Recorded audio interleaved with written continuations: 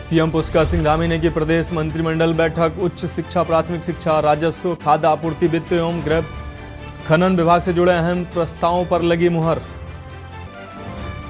CM Dhami ने उत्तराखंड में औद्योगिक कॉरिडोर बनाने का लिया फैसला। प्रत्यक्ष रूप से कॉरिडोर निर्माण से 20,000 युवाओं को मिलेगा रोजगार।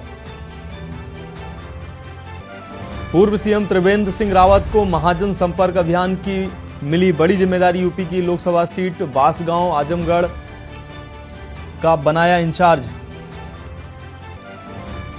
महिला कांग्रेस की प्रदेश अध्यक्ष आशा मनोरमा डोबरियाल ने पहलवानों का समर्थन कर भाजपा सरकार पर बोला हमला। कहा बेटियों को इंसाफ न देकर लोकतंत्र की जा रही है हत्या। अवैध खनन पर अंकुश लगाने की तैयारी में धामी सरकार। वन विभाग के अधिकारियों ने रोड मैप किया तैयार।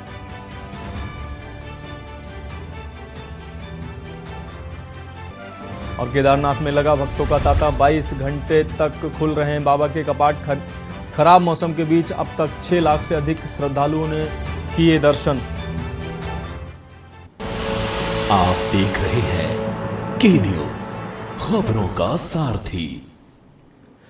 नमस्कार, खबर उत्तराखंड की खबरों के साथ मैं हूं आपके साथ मनोज मानस। रुक करते हैं खबरों का। खबर देहरादून से है, जहां मुख्यमंत्री पुष्कर सिंह धामी की अध्यक्षता में कैबिनेट की अहम बैठक सचिवालय देहरादून में हुई। इस बैठक में उत्तराखंड के करीब 13 अहम मुद्दों पर चर्चा हुई। बैठक में महिला सशक्तिकरण, स्वास्थ्य, परिवहन व राजस्व विभाग से संबंधित विषयों पर चर्चा की गई। इस कैबिनेट बैठक में अहम फैसला लिया गया है। अब आयोग के अध्यक्ष का कार्यकाल 6 साल होगा। अभी तक आयोग के अध्यक्ष का कार्यकाल 5 साल होता था। कार्यकाल के साथ साथ उम्र भी बढ़ाई गई है। आयु की 65 जो आयु है उसको भी 65 से बढ़ाकर 68 कर दी गई है। आपको बता दें कि कैबिनेट में यह अहम फैसले लिए गए हैं।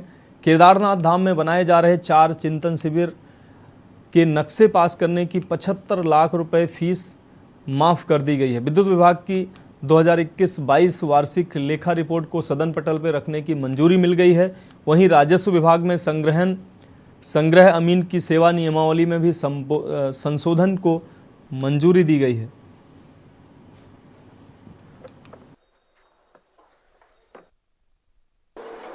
आज की कैबिनेट में कुल 13 मद आए। पर्यटन विभाग का था। इसमें आप जानते हैं कि गत वर्षों में पर्यटन विभाग की गतिविधियां काफ़ी बढ़ गई हैं और जिलों में पर्यटन विभाग के डिस्ट्रिक्ट टूरिज्म डेवलपमेंट ऑफिसर के अलावा बहुत कम कर्मचारी हैं, तो उसका ढांचा भी सुदृढ़ करने की आवश्यकता महसूस हुई। तो कुल 37 पद, पहले 269 थे, 37 पद बढ़ाए गए हैं, जिसमें 12 मुख्यालय पर और 25 पद जनपदों में और दिए जाएंगे। बात करेंगे अगली खबर की। लक्सर में भारतीय किसान यूनियन वेलफेयर फाउंडेशन के पदाधिकारियों ने टांडा भागमल लक्सर पुरकाजी मार्ग पर सड़क दुर्घटना में मारे गए लोगों के परिवार वालों को 20 लाख रुपए मुआवजा दिए जाने सहित अपने कई मांगों को लेकर लक्सर कस्बे के रुड़की तिराहे में तहसील मुख्यालय तक जुलूस निकाला। इसके बाद उन्होंने तहसील पहुंचकर प्रशासनिक अधिकारी को अपना मांग पत्र ज्ञापन सौंपा। बता दें कि भारतीय किसान यूनियन वेलफेयर फाउंडेशन के राष्ट्रीय अध्यक्ष सोमदत्त शर्मा, प्रदेश अध्यक्ष सुरेंद्र शर्मा व जिला अध्यक्ष अक्षय चौधरी के नेतृत्व में अनेक पदाधिकारी सबसे पहले लक्सर कस्बे के शिव चौक पर एकत्र हो गए। इसके बाद उन्होंने पुलिस प्रशासन पर अवैध खनन न रोकने का आरोप लगाया। इसके बाद उन्होंने सांकेतिक धरना दिया। इसके बाद उन्होंने प्रशासनिक अधिकारी वीरेंद्र शर्मा को अपना मांग पत्र का ज्ञापन सौंपा। उन्होंने साफ तौर पर चेतावनी दी कि अगर तत्काल उनकी मांगें पूरी नहीं हुई तो वह सड़क जाम करने को बाध्य होंगे।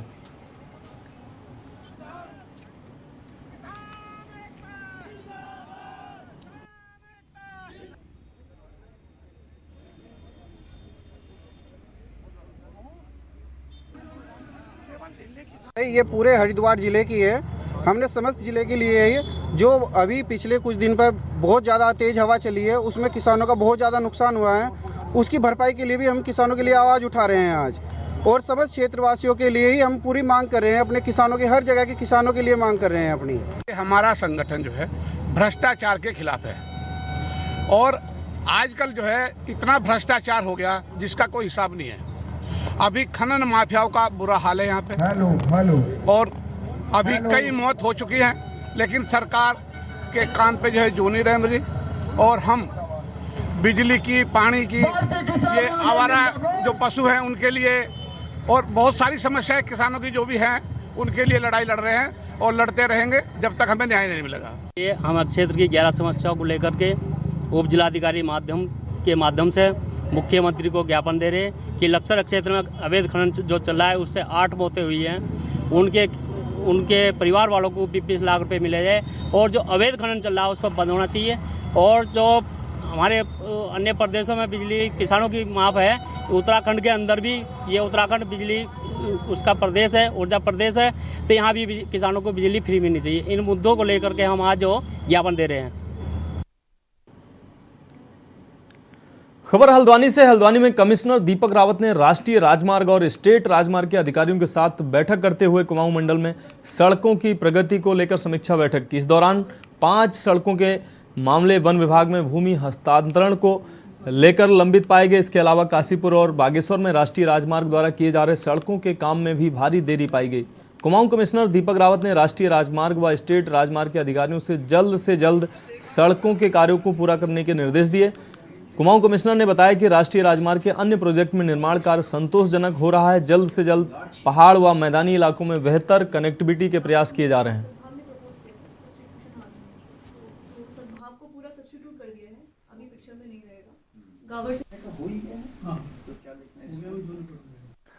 देखिए, एक तो NHAI का और जो हमारा स्टेट PWD का NH है, आप दोनों की आज मैंने मीटिंग ली और मुख्यतः जो काम चल रहे हैं उनकी प्रोग्रेस और कहाँ पे अड़चनें आ रही हैं उसको दूर करने के संबंध में था। प्रोग्रेस इसकी मोरलेस सेटिस्फैक्ट्री है। केवल काशीपुर वाला ROB हमारा ज़्यादा डिले हो गया है और लगता है इस साल के अंत तक ही उसका शेड्यूल अभी जो दिया गया है उसमें वो पूरा हो पाएगा। और पहाड़ों में जो काम चल रहे हैं हमारे, उसमें अल्मोड़ा में जो दनिया वाला स्ट्रेच है उसमें प्रगति थोड़ा धीमी 50% है। तो वहाँ के DM साहब को भी कहा है इसको रेगुलरली वो मॉनिटर करें और कोई दिक्कतें अगर NH को आ रही हैं तो उसको भी दूर करें। बात अगली खबर की करेंगे। DIG कुमाऊं आनंद नीलेश भरणे के आदेशानुसार नैनीताल में पुलिस ने सत्यापन अभियान चलाया है।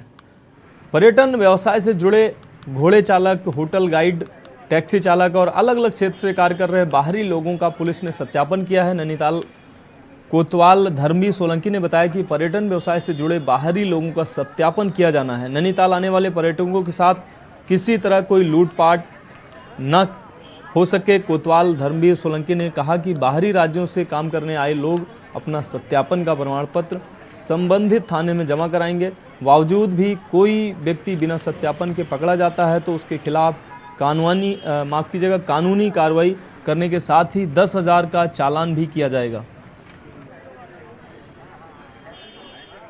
देखिए, आज हमारा जो कल हमारे द्वारा जो फंड हटाने की कार्रवाई की थी, आज हमारे द्वारा जितने भी घोड़ा स्टैंड वाले हैं, जितने भी टैक्सी वाले हैं, जितने भी टूरिस्ट गाइड हैं और फड़ वाले हैं, इन सब लोगों का एक ड्राइव के तहत अभियान चलाया जा रहा है और आज हम इनका सत्यापन कर रहे हैं। और जिन्होंने सत्यापन नहीं कराया उनका हम 10,000 रुपये का चालान की कार्रवाई करवाई जा रही है।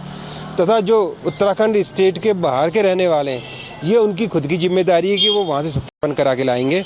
हम उनको यहाँ सत्यापन नहीं करेंगे। जो सत्यापन के बिना पाया जाएगा उसके खिलाफ यहाँ पे कार्रवाई की जाएगी। नहीं, आज जो भी 3 दिन से ड्राइव चल रही है, जो भी बचे हुए हैं उनका हम आज सत्यापन कर रहे हैं और उसके बाद कोई भी व्यक्ति बिना सत्यापन के पाया जाएगा उसके खिलाफ कानूनी कार्रवाई की जाएगी।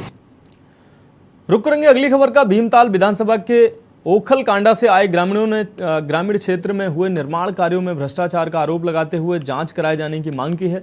समाजसेवी हरीश पनेरू के नेतृत्व में DM कार्यालय पहुंचे भीमताल के ग्रामीणों ने कहा कि ग्राम सभा बड़ौन में निर्माण कार्यों में भारी भ्रष्टाचार हुआ है, जिसमें सरकारी अधिकारी और कर्मचारी भी लिप्त हैं। लिहाजा निर्माण कार्यों में हुए भ्रष्टाचार की निष्पक्ष जांच की मांग को लेकर उनके द्वारा जिलाधिकारी को ज्ञापन भी दिया गया और चेतावनी भी दी गई कि जल्द ही इस मामले में कार्रवाई नहीं हुई तो ग्रामीण निर्माण कार्यों में हुए भ्रष्टाचार के खिलाफ आमरण अनशन करेंगे। वहीं जिलाधिकारी वंदना सिंह का कहना है कि ग्राम पंचायत में अनियमितताओं की शिकायतें मिली हैं, जिस पर जांच जल्द करवाई जाएगी और इसके निर्देश जारी किए गए हैं।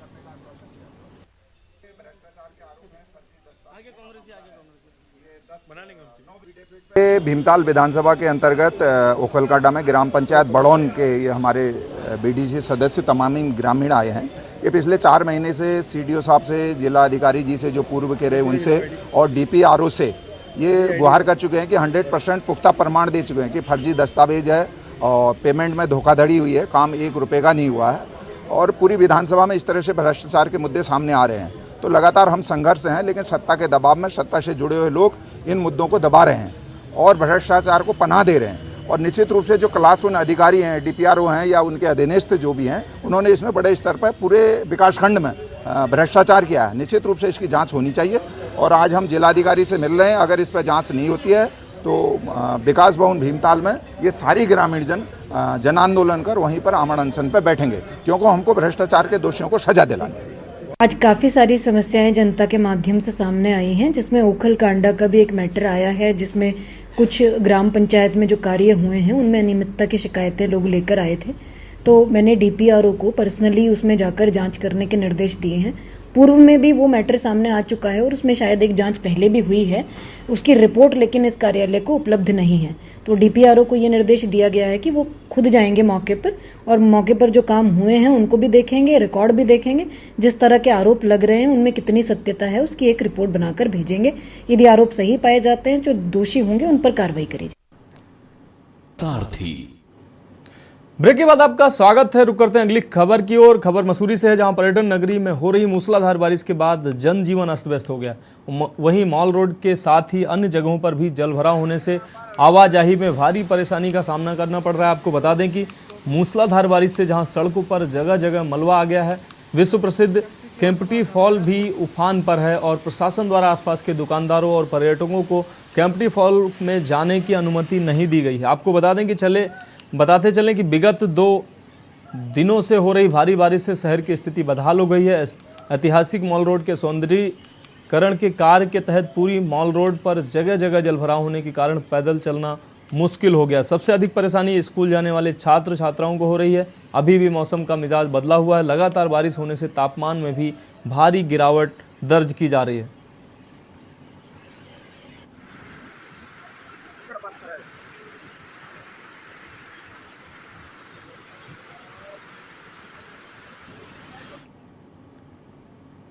खबर खटीमा से है, जहां जनपद उधम सिंह नगर के खटीमा स्थित तहसील सभागार में अतिक्रमण के खिलाफ सख्त कार्रवाई करने हेतु सभी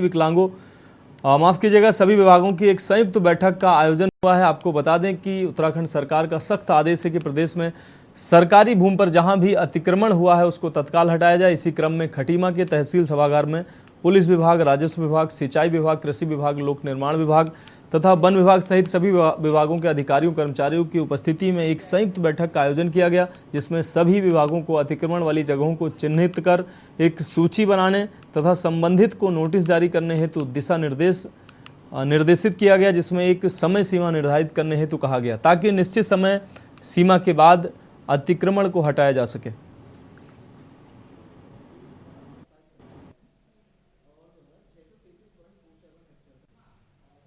ये जो उत्तराखंड सरकार द्वारा अतिक्रमण हटाने का जो अभियान चल रहा है, तो उसी के तहत आज SDM साहब और हमारे द्वारा और सारे विभागों के द्वारा यहाँ पे मीटिंग की गई। तो उसमें सभी विभागों को हमारे द्वारा बताया गया कि आपकी जहाँ जहाँ भी अतिक्रमण हो रखा है उसको आप चिन्हित कर लें और चिन्हीकरण के बाद आप जिसने भी अतिक्रमण कर रखा है उसको आप नोटिस सर्व कर लें और उसके बाद उसमें एक डेट निर्धारित करके उसको हम हटाएंगे।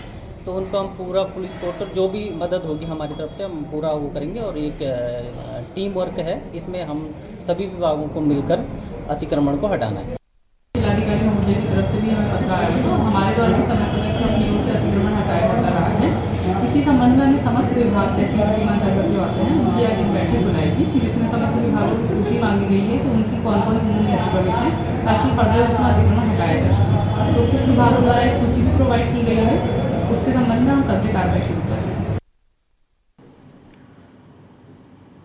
बात अगली खबर की। विश्व हिंदू परिषद के प्रखंड अध्यक्ष सूरज चौधरी ने पुलिस को तहरीर दी है। आपको बता दें कि बीते दिवस वह अपने साथियों के साथ एक धार्मिक कार्यक्रम में शामिल होने गए थे। लट्ठा महादेव मंदिर के समीप एक वाहन से कुछ जानवरों के कराहने की आवाज़ सुनाई दी थी। पिकअप वाहन का पीछा करते हुए वह इस वाहन को भवानीगंज चौक पर रोककर तलाशी ली तो वाहन के अंदर 5 भैंसें क्रूरतापूर्वक भरी हुई मिली। उन्होंने कहा कि विरोध किया तो मौके पर कुछ लोगों ने अभद्रता, गाली गलौज करने के साथ ही जान से मारने की धमकी दी। उन्होंने पुलिस से कार्रवाई करने की मांग की। कार्रवाई नहीं होने पर उग्र आंदोलन की भी चेतावनी दी। वहीं पुलिस मामले की गंभीरता से जांच पड़ताल कर रही है।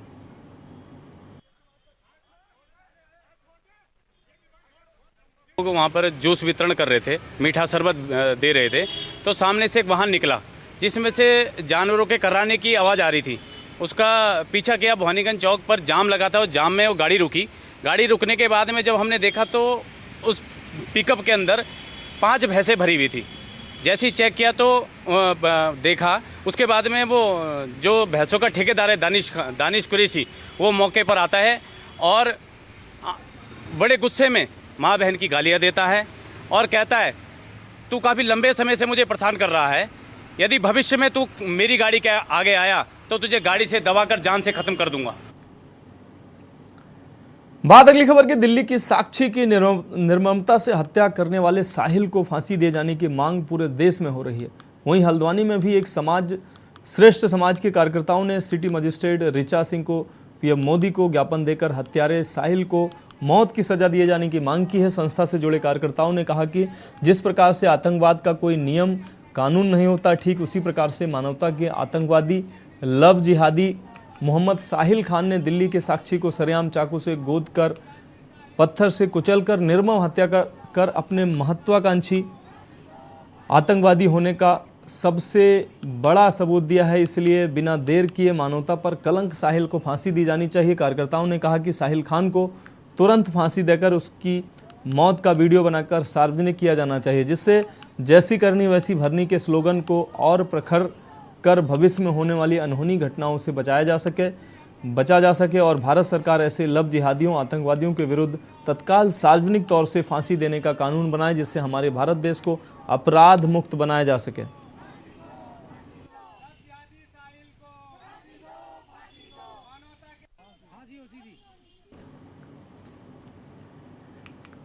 बात अगली खबर की। उत्तराखंड में भाजपा ने महाजनसंपर्क अभियान के लिए पूरी तैयारी कर ली है। इसके साथ ही कार्यक्रम भी तय कर लिए हैं। इस संबंध में भाजपा के प्रदेश अध्यक्ष महेंद्र भट्ट ने पार्टी मुख्यालय में प्रेस वार्ता की, जिसमें उन्होंने प्रधानमंत्री नरेंद्र मोदी की जमकर सराहना की। साथ ही कहा कि मोदी सरकार ने हर वर्ग को जन कल्याणकारी योजनाओं से लाभ पहुंचाया है। केंद्र सरकार की उपलब्धियों को महाजनसंपर्क अभियान के तहत घर घर तक पहुंचाया जाएगा। इसके साथ ही राज्य की सभी लोकसभा सीटों पर कार्यक्रम आयोजित किए जाएंगे, जिसके तहत 1 से 5 जून तक लोकसभा स्तर पर मीडिया संवाद और इंटरनेट मीडिया इन्फ्लुएंसर से संवाद किया जाएगा। प्रदेश प्रभारी व राष्ट्रीय महामंत्री दुष्यंत कुमार गौतम, प्रदेश सह प्रभारी रेखा वर्मा, महाजनसंपर्क अभियान प्रभारी अश्विनी त्यागी, सांसद नितिन पटेल आदि तमाम लोग मौजूद रहे।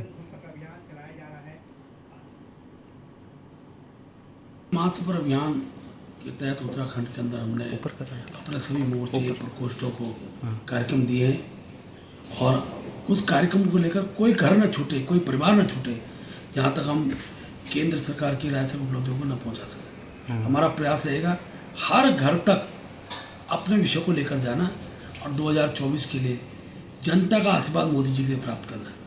उत्तराखंड के परिप्रेक्ष्य में अगर कहूँ तो हमने उत्तराखंड के पिछले 9 वर्षों के अंदर एक जिसकी कल्पना राज्य के लोगों ने की थी, वो चीज़ें हमने आज धरातल पर देखी। ऑल वेदर रोड हो, दूरस्थ क्षेत्र का आवागमन हो, रेल का विस्तार हो, हवाई सेवा का विस्तार हो, हर किसान को सम्मान निधि हो, हर गरीब को, बीमार व्यक्ति को आयुष्मान कार्ड हो। इस प्रकार की अनहोना का मैं कह सकता हूँ जो स्वरूप है विकास की गति का, वो हमारे राज्य में है और हम सब लोग महासंपर्क अभियान के तहत हर घर में जाएंगे और केंद्र सरकार के उपलब्धि को जनता के बीच पहुंचाएंगे। बात करेंगे अगली खबर की। जनपद उधम सिंह नगर में खनन माफियाओं का बोलबाला है, दिन का उजाला हो या रात का अंधेरा। आपको बता दें, खनन माफिया अपने अवैध खनन के कारोबार को लगातार अंजाम देने से नहीं चूकते। जिम्मेदार विभाग अवैध खनन को रोकने के प्रयास क्यों नहीं करते हैं, लेकिन खनन माफियाओं के सामने अधिकारियों के प्रयास सिर्फ प्रयास ही बनकर रह जाते हैं, क्योंकि सड़कों पर चेकिंग करने आए अधिकारियों के वाहनों की खनन माफिया रेकी कर वाहनों को चोरी छुपे बॉर्डर क्रॉस करा देते हैं और सरकार को राजस्व का लाखों का चूना लगाते हैं। लेकिन अब खनन माफिया ऐसा नहीं कर पाएंगे, क्योंकि वन विभाग के डीएफओ प्रकाश चंद आर्य ने खनन माफियाओं पर अंकुश लगाने के लिए सरकार से 8 चेकिंग स्थायी बैरियर पास करा लिए हैं, जो जसपुर के कनकपुर कुंडा मार्ग, दूसरा बेल पड़ाव बन्ना खेड़ा में केसुवाला और किनोरी पर, तीसरा आम पोखरा के मेन गेट मालधन रोड और काशीपुर में Aliganj road, Jaitpur Dhanori road, Ramnagar Kashipur road 3 checking barrier के लिए जगह चिन्हित कर ली है। अब बस इंतजार है तो धामी सरकार के बजट पास करने का। अस्थायी बैरियर निर्माण कार्य शुरू हो जाएगा और 24 घंटे अधिकारी इन बैरियर के माध्यम से अवैध खनन और अवैध लकड़ी माफियाओं पर नजर रख सकेंगे। सरकारी राजस्व को चूना लगाने वाले और पर्यावरण के साथ खिलवाड़ करने वालों पर वन विभाग का कानूनी हंटर चलता रहेगा।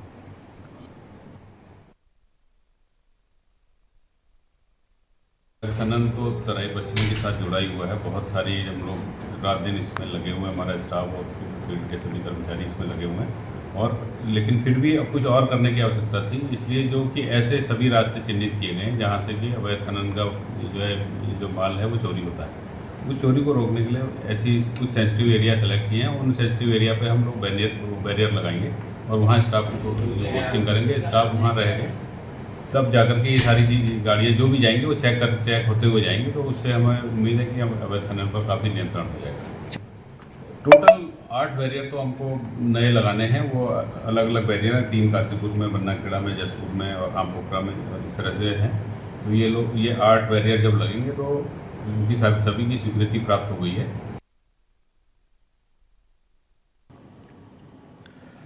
बात अगली खबर की। बन्नू स्कूल रेस कोर्स देहरादून में केंद्र सरकार के 9 साल पूरे होने पर 9 वर्ष उत्कर्ष के कार्यक्रम का आयोजन किया गया। सीएम धामी ने दीप प्रज्वलित कर कार्यक्रम का शुभारंभ किया। वहीं कार्यक्रम में सीएम पुष्कर सिंह धामी ने लेजर शो प्रदर्शनी का शुभारंभ किया। इससे केंद्र सरकार के कार्यों को दिखाया गया, साथ ही विभिन्न विभागों की ओर से स्टॉल भी लगाए गए थे।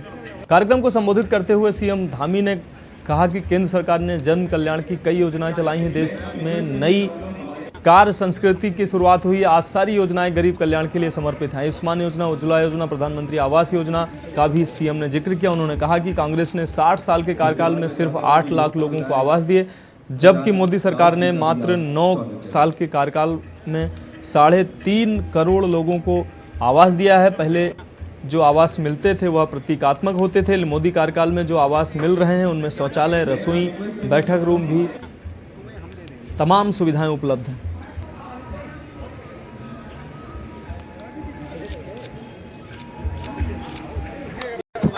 9 सालों का जो कालखंड रहा है, इन 9 सालों के कालखंड में जहां भारत के अंदर गरीब कल्याण के लिए, यानी कि जो गरीबों के उत्थान के लिए, गरीबों को आगे बढ़ाने के लिए अनेकों योजनाएं जो माननीय प्रधानमंत्री जी के कालखंड में प्रारंभ हुई हैं, उन सभी को ये जो आज यहाँ पर प्रदर्शनी लगाई गई है, इस प्रदर्शनी के माध्यम से जन जन तक पहुँचाने का काम होगा। क्योंकि यथार्थ में अगर हम देखें 2014 और 2014 के बाद से लेकर 9 सालों में जितने काम हुए हैं वो आज़ादी के जितने कालखंड हैं उससे कई गुना ज़्यादा हुए हैं हर क्षेत्र में। और इन 9 सालों में भारत की वैश्विक पहचान बढ़ी है, भारत का मान सम्मान बढ़ा है, हर भारतवासी का गौरव बढ़ा है। और हालिया माननीय प्रधानमंत्री जी का जो विदेशों का दौरा था, उस दौरे में एक बात पूरी तरह से सिद्ध हो गई कि आज भारत दुनिया का श्रेष्ठ भारत बनने की दिशा में आगे बढ़ रहा है। इसलिए माननीय प्रधानमंत्री जी का जो स्वागत हो रहा है वो उनके स्वागत के साथ साथ हर एक भारतवासी का स्वागत है।